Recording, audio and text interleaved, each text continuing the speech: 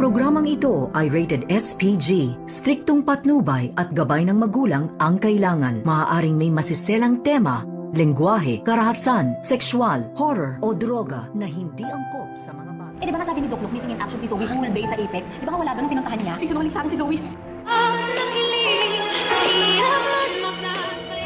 Dinalaw nga nila Nurse Karen at Nurse Evan itong si Annalyn dito sa East Ridge. At dito nalaman ni Annalyn na sinabi daw dito ni Dr. Antonio Locke sa kanila na missing in action daw itong si Zoe sa Apex. Kaya nung pinuntahan daw ni Dr. Antonio itong si Zoe ay wala nga daw ito sa Apex. At dito nga nalaman ni Annalyn na nagsisinungaling nga itong si Zoe. At lalong pinapalala ni Zoe ang hinala dito ni Annalyn na may kinalaman itong si Zoe sa pagkawala ni Don Pepe at baka magkasabwat pa nga ang mga ito nitong si Moira at ito nga si Zoe. Kaya dito sinabi ni Annalyn sa kanyang mga kaibigan na kinakailangan nga daw nilang mahanap itong si Don Pepe at makukuha ng ebidensya laban dito kay Zoe at Moira. Kaya agad din na ipinaalam ni Annalyn dito sa kanyang ina na may kinalaman daw talaga itong si Zoe sa pagkawala ni Don Pepe. At ang payo naman dito ni Lynette kay Annalyn na kung sakali daw na may kinalaman itong si Zoe sa nangyari nga dito kay Don Pepe ay dapat mag-ingat daw itong si Annalyn, baka daw ay mapahamak nga ito. At agad naman na naikwento ni Lynette dito kina Aling Susan at Diyosa ang tungkol sa kanyang mga nalaman na pinadukot daw di umano itong si Don Pepe at bigla nga itong nawawala. At hindi nga natuloy ito sa US. At nagulat naman ang husto itong si Chang Susan at itong ang si Diyosa. At ang kasunod nito, agad na tinawagan ni Carlos Benitez itong si Moira at kinumpronta na kung bakit nagawa niyang ipadukot itong si Don Pepe. Dapat hinayaan na lamang daw ito na makaalis papuntang US.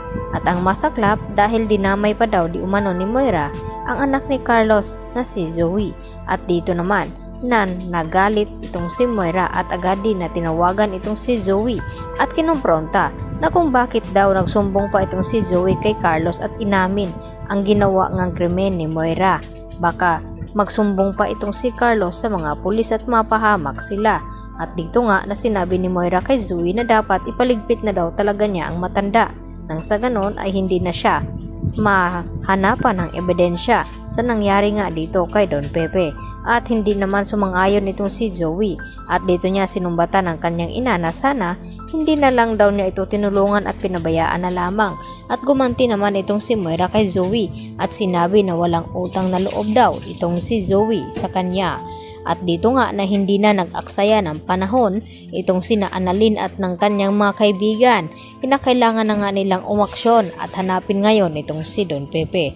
At agad ngang napansin dito ni Annalyn itong pulis na kanilang nakita doon sa hotel na tinutuluyan ni Moira.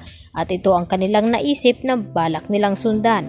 At dito nga nasundan nila at bumulagta kay Annalyn ang katawan nga dito ni Don Pepe na may tama nga ito at malubha. At agad naman na sinasakluluhan agad ni Annalyn at Nurse Karen.